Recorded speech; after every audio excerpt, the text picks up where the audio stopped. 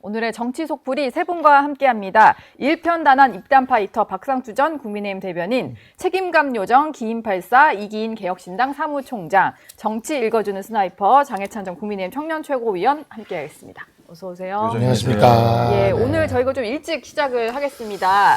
모셔볼 분들도 좀 더 있어가지고 어제 보석으로 석방된, 무죄 석방 아니고 보석으로 석방된 김용 전 민주연구원 부원장 얘기부터 좀 해보겠습니다. 근데 민주당 의원들이 우르르 몰려가가지고 하는 걸 보고 이게 얼핏 보면은 무죄로 석방이 된다, 뭐 이런 생각이 들 정도였어요. 어떻게 보셨나요? 그러니까 이제 민주당 의원들이 자기들 마음 같아서는 이재명 대통령 앞에서 막 아양 떨고 아부하고 싶을 텐데 그러긴 좀 힘들잖아요. 예. 대통령이니까.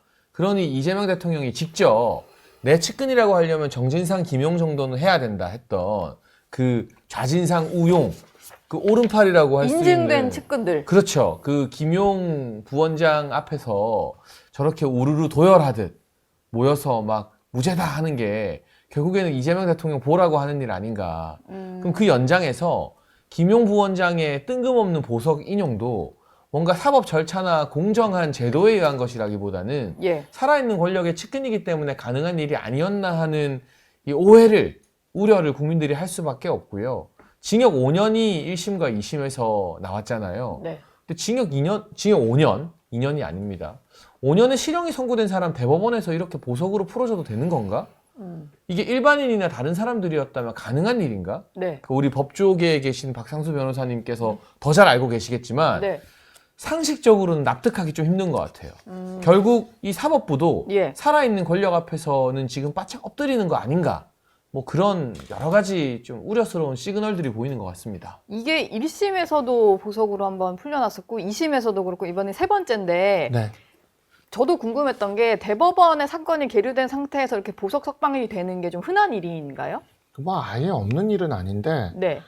제가 올해가 이제 변호사 생활 13년 차인데 예. 13년 차에 징역 2년 이상의 실형 선고를 받고 이렇게 법정 구속을 면하거나 보석이 시행되는 사례는 세 번째 봤어요. 세 번째. 이것까지 포함해서요? 네. 그래서 예. 첫 번째는 재벌가 사람한테서 한번 받고 네. 두 번째는 조국 대표 때 받고 이번에 김용 부원장 세 번째 보는 거거든요. 그래서 사실 뭐 보석이라는 게 그런 거예요. 그러니까 도주의 우려가 없고 증거인멸의 우려가 있을 때 이제 법정 구속이 되고 이렇게 미결수일 때 이렇게 되는 건데 네. 보석이라는 게 보석금을 담보로 이 보석금이 걸려 있으니까 너는 그냥 도주도 안 할 것 같고 증거인멸도 안 할 것 같으니까 풀어준다 이런 개념이거든요. 여기에서 나오는 것처럼 뭐 무죄다 이런 게 아니라 네. 인신을 담보로 하는 게 아니라 돈을 담보로 하는 게 이제 보석이에요. 네, 그런 거다 보니까 사실 이 보석이라는 것에 대해서는 그냥 뭐 피의자의 권리를 최대한 보호해주기 위한 그런 절차 중에 하나인 건데 일반인들의 경우에는 제가 지금 13년차 변호사인데 제가 이 사건이나 가까이에서 이렇게 본 게 세 번째라고 할 정도니. 그러니까 조국 김용 빼면 이제 어휴, 재벌가 재벌가 한 명 일반 정도. 평범한 시민 국민은 없는 거네요. 국민들이 이런 걸 시도는 잘 못하죠. 예. 예. 근데 일단 보석도 보석인데 어제 나오면서 했던 얘기가 좀 억울함이 밝혀질 거다, 뭐 이런 소감을 좀 얘기를 했단 말이에요.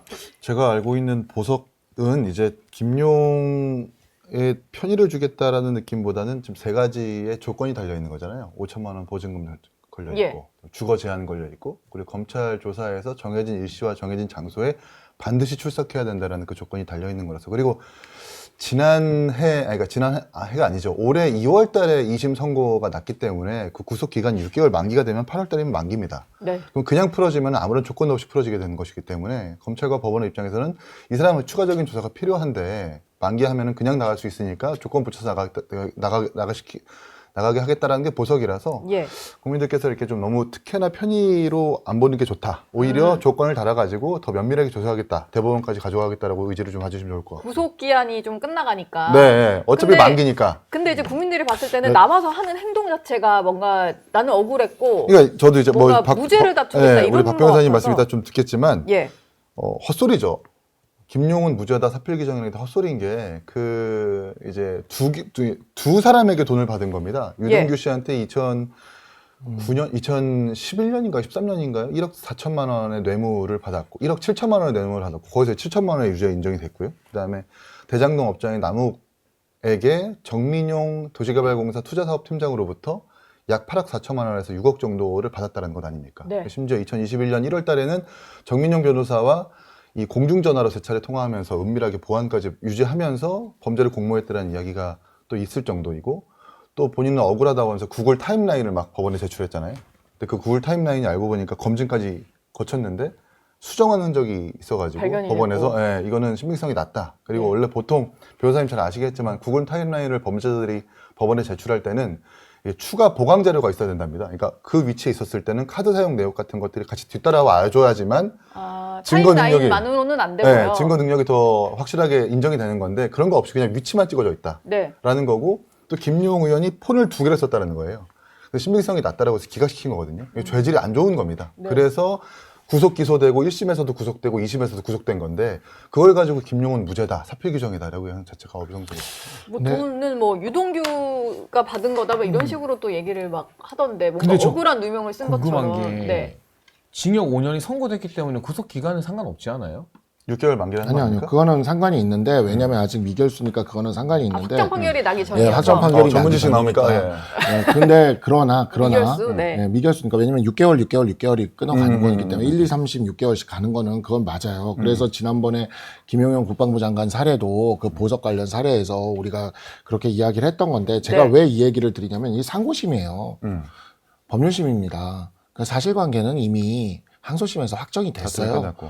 예, 그런 상황이기 때문에 법률적인 검토만 하면 되는 거라서 대법원에서 지금 6개월 이내에 선고를 못 한다는 것도 좀 이해가 안 되는 면이 있는 것이고 법률심에 불과하기 때문에 두 번째는 상고심에서 무슨 뭐 더 조사가 필요해가지고 보석을 해가지고 6개월 이상을 끌어야 된다? 이것도 이게 상례적이지가 않아요. 네. 그래서 일반적인 경우에 상고심 이렇게 들어갔는데 여기에서 상고심에서 보석으로 이렇게 나오게 된다? 그러니까 제가 그게 이례적이라는 말씀을 드린 거고 1, 2심이었으면 6개월을 채우지 못하는 그러니까 6개월 이후에 풀어줘야 되니까 예전에 김용현 장관 사례처럼 그렇게 보석이나 이런 것들을 그 오히려 김용현 장관은 보석을 거부했잖아요. 자기는 이제 나올 수가 있으니까. 예. 근데 이제 이런 경우도 다른 사례들, 일반인들 사례 같은 경우에는 검찰에서 어떻게든 또 이거를 기술적으로 구속기간을 연장하는 방법들이 있긴 합니다. 근데 상고심 가서 그럴 일도 거의 없어요. 네. 이미 항소심에서 사실관계가 이미 다 확정이 돼버렸는데. 그러니까 여기서 이러는 거는 사실 저는 좀 그냥 이해가 대법원에서 안 되는 면이 빨리 있죠. 선고를 하면 될 일이 아닐까. 선고하면 돼요. 예. 아, 뭐 그런 이미 생각이 사실관계는 들고. 다 정해져 있어요. 그러니까 법리가 맞는지 틀린지만 확인하는 그것만 거잖아요, 확인하면 돼요. 대법원은. 예. 네. 근데 이게 김용 전 부원장도 나오면서 억울하다 뭐 이런 얘기를 했고 주변에서는 이제 김용은 성직자 같은 성품을 가진 사람이고 무죄다, 뭐 사필 규정이다 뭐 이런 얘기를 하는데 이게 아마 시작이 아닐까라는 생각이 들어요. 이미 뭐 정진상, 이화영 이런 이름들이 좀 언급이 되고 있는 거잖아요. 그렇죠. 아마 민주당은 이분들도 그러니까 풀어줘야 김용 된다, 이거 의원이 같은데. 받고 있는 혐의라고 하는 게 남욱으로부터 이제 이재명 대통령 후보의 경선 자금에 쓰겠다라는 목적으로 돈을 받았다는 것 아닙니까? 예. 이화영 부지사의 유죄가 입증이 되면 이제 평화부지사가 아니라 최고 결재권자인 도지사까지 영향을 미칠 수 있기 때문에 결국 두 사람이 무죄여야만 민주당 입장에서는 나중에 임기가 끝나서 이재명 대통령 후보의 재판이 다시 진행됐을 때 이재명 대통령도 무죄로 갈 가능성이 높다라고 판단하니까 네. 이렇게 언론 플레이를 하는 것 같고 김용 의원은 저랑 같이 시의원하면서 같은 상임에서 활동했었던 사람이거든요. 아, 시의원 같이 하셨군요. 네, 같은 상임에서 같이 활동하고 4년 내내 싸웠던 사람입니다. 성직자 같은 성품을 갖고 아니, 계신가요? 성직자라기보다는 성정으로 따지자면 예. 약간 기름장어 같은 사람이고 최근에 이제 추경 통해 가지고 뭐 롤링 주빌리라고 해서 비탄감 프로젝트 했잖아요, 이번에 정부에서. 네. 성남시에서 그 비탄감 프로젝트 근거에 대한 조례를 가장 먼저 대표 발의했었던 사람이고 또 여기저기 이렇게 조금 뭐라 그럴까요? 이재명 시장 정부가 제출한 조례나 예산에 대해서 야당에서 막 지적하고 뭐 질타하면 아, 야당 입장이 맞다라고 하면서도 그러니까 이번에 한번 통과시켜줘. 막 이런 식으로 이렇게 약간 빠져나가는. 네. 그래서 힘을 빼게 하는 그런 역할을, 그런 실드맨 역할을 그때 시의회도 했었거든요. 예. 아마 도지사 때나 뭐 정부 당에서도 마찬가지였을 거라고 생각을 해요. 근데 저는 진짜 이해가 안 되는 게요. 네. 이 보수 정치인들은요, 대법원에서 확정 판결이 나오면 아, 내가 일부러 그랬던 건 아닌데 어쩌다 보니 그렇게 됐습니다. 잘못했습니다라고 하거든요. 그런데 이 진보 진영의 정치인들은 한명숙 전 총리 예부터 당장 떠오르는데 대법원 확정 판결이 나도 양심의 법정에서는 무죄다. 이건 죄가 아니다. 아예 이 대법원 확정 판결, 대한민국 사법부의 근간 자체를 부정하는 발언들을 많이 해요. 예. 그런데 그 떠들썩한 한명숙 전 총리 사건 결국 재심 청구를 못했잖아요. 네. 왜냐하면 그때는 진보 성향 대법관까지 전원 다 액수에 대한 차이는 있지만 그 뇌물 받았다라고 인정했기 때문에 조국 전 장관 정말 억울하고 무죄면 재심 청구해야죠. 그렇죠. 근데 재심 청구 본인이 안 하겠다 했잖아요. 언론 과거로 인터뷰에서. 왜냐 재심 청구하면 2번 죽는 일이거든요. 그 표창장 막 위조하고 호텔에서 무슨 크리스마스 이벤트를 해서 칭찬받았다. 그 호텔에 인턴 근무하지도 않았던 말도 안 되는 창작 소설 증명서들 다 드러나니까요. 네. 김용 이제 전 부원장도 1심, 2심 유죄이기 때문에 이게 1, 2심 판결이 다를 때 대법원에서 뭐 파기환송 나오는 경우는 왕왕 있어도 모두 유죄인데 대법원에서 유독 무죄를 내리는 경우는 우리가 잘 찾아보기 힘들잖아요. 이화영 전 부지사는 이미 대법원 유죄 확정이 났습니다. 대북 네. 천금으로는. 그런데도 불구하고 지금 하면 해달라. 뭐 그러니까 이런 저는 거니까. 그 양심의 법정 좀 어딘지 알려주시면 좋겠어요. 예. 우리도 잘못하면 다 그 민주당에 가는 양심의 법정 가서 판결받게. 우리도 양심의 법정에서 민주당 당원이 되시는 수밖에 없는 거예요. 저쪽 진영으로 들어가는 네, 수밖에 그래서 없어요. 거기는 뭐 그쪽만 봐주는 법정이니까. 네. 그런 진짜 근데 정말 대법원이 그래서 이러한 부분에 있어서는 좀 빠르게 판단을 해야 되지 않을까. 이게 뭐 지금 법률심 이미 항소심까지 다 끝난 사안을 왜 이거를 이렇게 풀어주면서 괜히 논란의 여지를 이렇게 만드는지 모르겠다는 생각이 들고요. 네. 그냥 대법원이 빨리 그냥 판단해서 매조지하는 게 필요하다. 네. 그래, 그 빨리 판단해야 이재명 대통령이 또 빨리 사면권 쓰지 않겠습니까? 또 오히려 사면이 좋아. 또 있네. 오히려 예. 좋아. 뭐 사면권 네, 쓰려고 그러네요. 뭐 빨리 사면권이 판단해줘야 남아있네. 그렇겠죠 뭐. 지금 여당에서는 검찰 개혁을 이번 추석 전까지는 이제 완료를 하겠다 이런 입장을 거듭 밝히고 있는데 최근에 김민석 총리라든지 뭐 강훈식 비서실장이 기자들 앞에서 약간 속도 조절할 수 있다는 얘기를 했었잖아요. 그래서 이게 약간 당정 간의 갈등인가? 온도차인가? 뭐 이런 얘기가 나왔었는데 어제 만찬을 한 끝에 결론은 뭐 그거 같아요. 검찰청 폐지 법안은 일단 추석 전에 입법을 완료하겠다. 이거 뭐 절충안이라고 봐야 될까요? 아니면 또 정청래 대표가 이긴 거다 이렇게 봐야 될까요? 그러니까 지금 뭐라도 성과를 내고 싶은 게 민주당 입장일 텐데 지금 중요한 것은 국민들이 바라는 빨리빨리 성과 내길 바라는 건 민생과 경제 관련된 부분이거든요. 예. 소비 쿠폰 돌리고 이번에 2차도 푼다고 하지만 내수 경기 나아졌다라고 말하는 분들 별로 없습니다. 지금 그리고 주식시장이나 환율은 거의 비상계엄 국면으로 돌아갔어요. 네. 그래서 많은 네티즌들은 경제계엄이다. 상시계엄이다. 아니 계엄도 안 했는데 환율이 또 1,400원을 들락날락거리는 게 말이 되냐는 이 댓글이 온라인에 유행할 정도거든요. 네. 그런데 민주당에서는 야, 내라는 경제 성과는 안 내고 검찰 개혁이나 뭐 이런 좀 이게 국민들의 어떤 피부에 와닿는 먹고 사는 문제가 아닌 정치적 영역에서 성과를 빨리 내려고 이렇게 서두른다? 노란봉투법 같은 경우도 수기하고 좀 살펴보자는데 무조건 강행 처리하고 그냥 빨리 내겠다?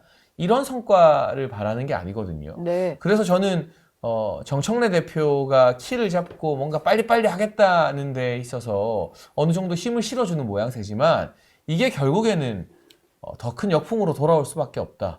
민주당의 발목을 더 강하게 잡는 골이나 족쇄가 될 것 같습니다. 예.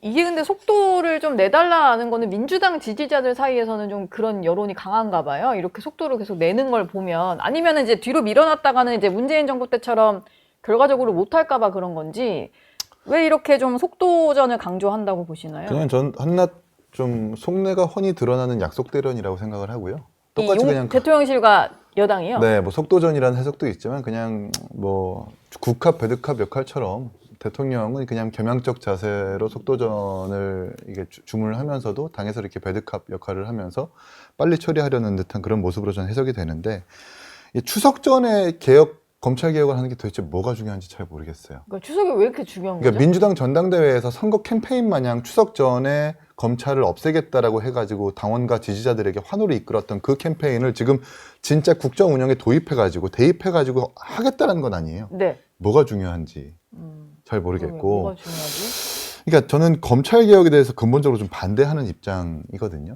그러니까 권력 수사, 특수부 수사, 그리고 일부 검사들의 인지 수사가 잘못된 것도 맞죠. 그리고 이번 특검 과정에서 김건희 여사, 이렇게 특검 과정 전에도 김건희 여사를 혹은 윤석열 대통령 부부를 수사를 하면서 잘못된 편린들이 좀 드러났잖아요. 네. 근데 그게 다가 아니지 않습니까? 그렇죠. 그런 잘못을 일으키고 부실한 수사를 한 그 검사들에 대해서 징계를 하거나 그 부분들은 개편이 필요한 거지. 다른 99%의 민생 수사까지 완전히 막 그 그러니까 빈대 잡으려다가 초과삼관 태운다는 말처럼 전체 검찰청까지 전부 다 이렇게 돼버리면 제가 뭐 법조인은 아니지만 1차 수사기관 경찰에서의 사건 포화가 되는 것이 당연한 것이고 네. 공소청 쪼개놓고 중대수사청 쪼개놓고 국가수사위원 쪼개놓으면 잘 모르는 저도 이의제기 절차를 거칠 때 아마 되게 복잡해질 것 같아요. 지금 막 인권 변호사라고 하는 김예원 변호사가 지금 목소리 막 높이고 있는데 네. 드러나고 있는 건 아닙니까? 그냥 검찰 개혁이 필요한 게 아니라 정말 합리적인 개편이 필요하다고 생각하는 사람이기 때문에 민주당이 좀 이제 그만 국민들의 목소리를 잘 들었으면 좋겠다는 생각이 드네요. 근데 뭐 안 들을 것 같은 상황이 또 추미애 법사위원장이 오늘 국회에서 표결을 거치면은 이제 법사위원장으로 확실히 선출이 되는 거잖아요. 근데 뭐 정청래 대표와 워낙 이렇게 콤비를 그러니까요. 이뤄서 네. 속도감 있게 진행을 할 것 같아요. 그 정청래 대표, 추미애 법사위원장은 검찰 개혁에 있어서 굉장히 그 가장 과격한 그런 입장의 두 정치인이에요. 네. 그리고 정청래 대표가 검찰 개혁을 뭐 자기의 그 당 대표 경선에 굉장히 중요한 추석 전에 검찰을 없애버리겠다를 중요한 적일로 내세웠는데 사실 이 부분이 이재명 대통령이나 정성호 법무부 장관이랑은 조금 그 간극이 있습니다. 네. 근데 왜 그 간극이 있냐면 지금 3특검이 돌아가고 있는데 3특검의 주된 특검 구성원들이요 다 검사예요. 그렇죠. 다 파견을 검사예요. 많이 가 있고. 예, 아니 그러니까 어느 정도냐면 지금 이 3특검의 숫자는요 서울에 뭐 동부지검이나 서부지검 하나보다도 더 큰. 예를 들어 김건희 특검 같은 경우에 지금 60명 만들겠다 그러니 이거 대전지검보다 큰 거예요. 네. 그러니까 그런 정도의 크기의 검찰을 왜냐면 검찰을 우리나라 다야 2,000명 있는데 3특검에 거의 200명 가까이 밀어넣지 않았습니까? 네. 그러니까 한 10% 정도를 검찰 힘의 10% 정도를 3특검에 밀어넣는 거거든요. 그러다 보니까 사실 이 검사들이 3특검에서 수사를 잘 해줘야 되는 건데 그 검찰들이 거기서 수사를 잘 해주려고 노력하고 있는데 돌아갈 집이 없어져. 그러면 어떻게 했어요? 법무부 장관 입장에서, 이재명 대통령 입장에서. 그러니까 제가 이 부분이 저는 좀 색다르게 보는 게 정청래 대표가 이재명 대통령을 누르기 시작했다. 지금 이걸 오히려? 관철시켜 예. 왔잖아요. 네. 추석 어제 전까지 만찬하면서- 만찬하면서 추석 전까지 검찰청 폐지는 하겠다라고. 그러니까 이제 진짜 이 정청래 대표가 제가 이 명청교책이니 명청조 삼국시대니 처음 말을 만들어서 쓰기 시작했는데 제 그거를 페북에서 받으면서 뭐라고 했냐면 명청교책이는 들어봤지만 이랬어요. 네. 그게 뭐냐면 명청교책이는 마음에 든 것 같아요. 아, 마음에 들었나? 네, 명청조 삼국시대는 싫다 이거지. 예. 청으로 아, 교체되는 어디 건 좋다 조까지 이거야. 들이대 이런 네, 거구나. 그런 느낌이 약간 좀 그러니까 명청교체기는 들어봤지만 이렇게 하는 표현을 쓰더라고요. 네. 그리고 실제로 지금 당이 정부를 압박하기 시작을 했다. 네. 그러니까 정청래와 추미애 이 두 정치인이 검찰 개혁을 추석 전까지 밀어붙이겠다라는 거는 예. 약간 이 정부의 엇박자를 낸 거고 이재명 대통령이 여기에 대해서 어쩔 수 없이 받는 그 형국으로 간 것 같은데 조금 더 지켜보면 이재명 대통령이 이러고 나면은 또 정청래 대표를 견제하는 뭔가가 하나 나올 것 같아요. 네, 뭐가 하나 나올 것 같습니다. 일단 약속 대련인 것 같다라는 의견도 있고 뭐 아닐 수도 있고 뭐 여러 가지 의견이 엇갈리니까 둘 다 의도는 별로입니다. 의도는 별로다. 뭐가 됐든 간에 별로다.